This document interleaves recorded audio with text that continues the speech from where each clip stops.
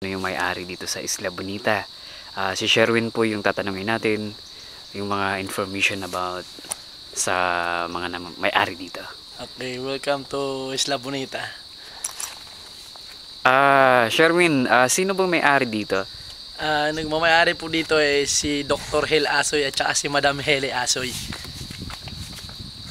Sila rin yung may-ari ng Paraparang Bukid Nature Conservation Center. Itong dagat na to, no?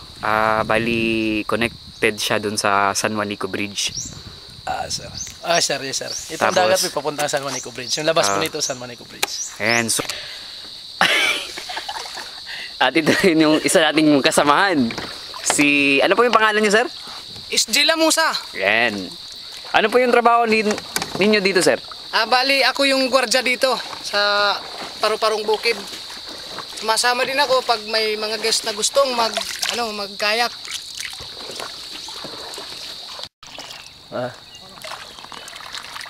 Sige na, pagigan na. Otro. Speechless. Adi kami Isla Bonita. Amo ni Sar. Sara na masasiring, Sar? The best. Maupay din ni. Amo yung experience nga diri ko nga anim na nabugusta ko niya kinabuhi. Wow. Ay naman ni SG Lamusa. Makarit nga boat guide. So makita niyo yung bukid. Nakapay itong bukid. So makita niyo yung ligid. Puro yan mga mangrove forest. Asya ni Isla Bonita.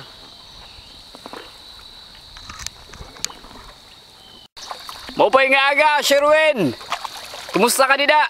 Maupay man! Kumustaan pagbaluto? Makali kita mga mangrove. Damo din ni isda.